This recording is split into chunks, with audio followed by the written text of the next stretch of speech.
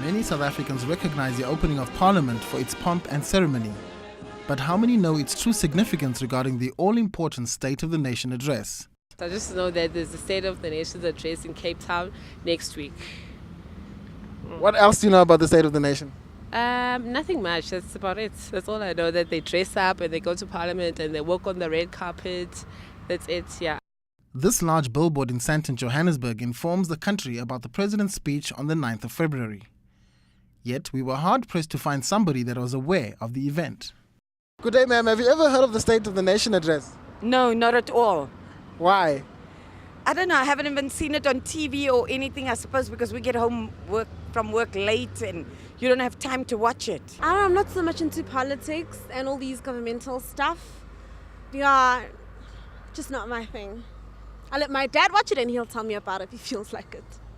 Over the next 3 years to finance new job creation initiatives. From our short street survey, it would seem many wouldn't count the State of the Nation address as must-see TV.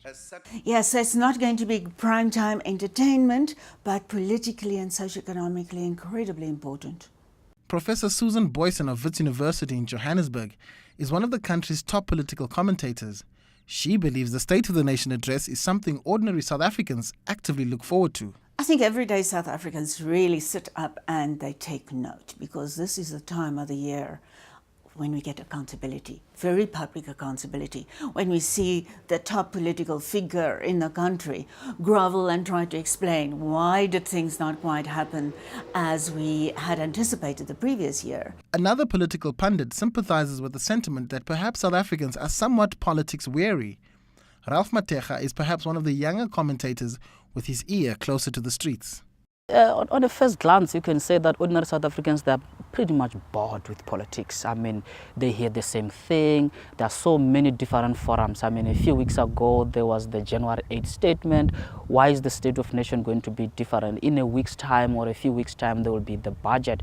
Ordinary folks, on a first glance, it's like these things, we hear them all the time.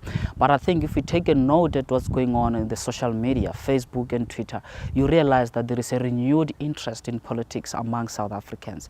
And they're curious, and I think South Africans are yearning for more information as to what exactly is going on in their government.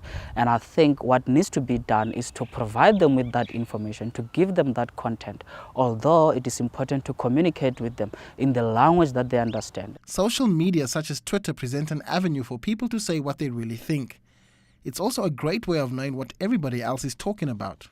I became aware of the State of the Nation address because of Twitter, because I saw a hashtag SONA, so I thought it was some person, and I asked people and they're like, no, it's the State of the Nation address. So I Googled it and I just found a whole bunch of information about it. 2012 is a new year and South Africans will be expecting a new message from their leader. But what are some of the more pressing issues for this year? We need to talk about the state of governance, the state of our institutions, and also, most importantly, the state of individuals, the personnel that are there to further government mandate, the president's executive. A lot has happened in the past 12 or so months, and there is a lot that has happened within a short space of time. So I'm looking at a form of affirmation as to what is happening at provincial level. Most of the provinces, we know that they are not financially stable. We need a word on that. How does the president assess the state of the provinces, and what does he propose to do at those provinces? Not much is different. No, last year was the year of jobs. I cannot imagine how this year cannot still be the year of jobs, because poverty, unemployment, inequality go together so closely. And last year, that was the central theme. This year we hear is going to be knowledge economy and development opportunities.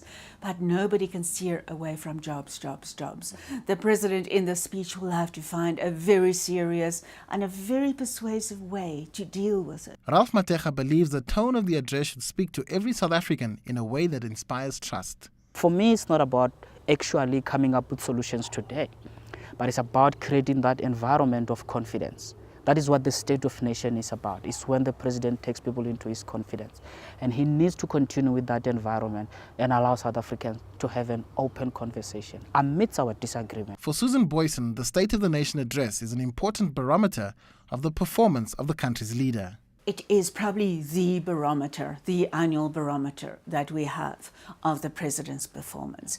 Because trust me, if there were significant achievements, those will be mentioned in there. The failures, they will be a bit quiet on that. But the achievements definitely will be flashed.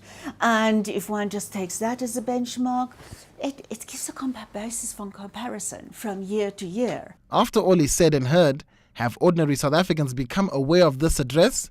And have they seen the signs? There's signs everywhere. It's been advertised on TV, radio and so forth. And I mean, it's every year. You have to wait for it to know that it has to happen. So, yeah, I think that if you don't know, you're kind of living in a cave. I don't know.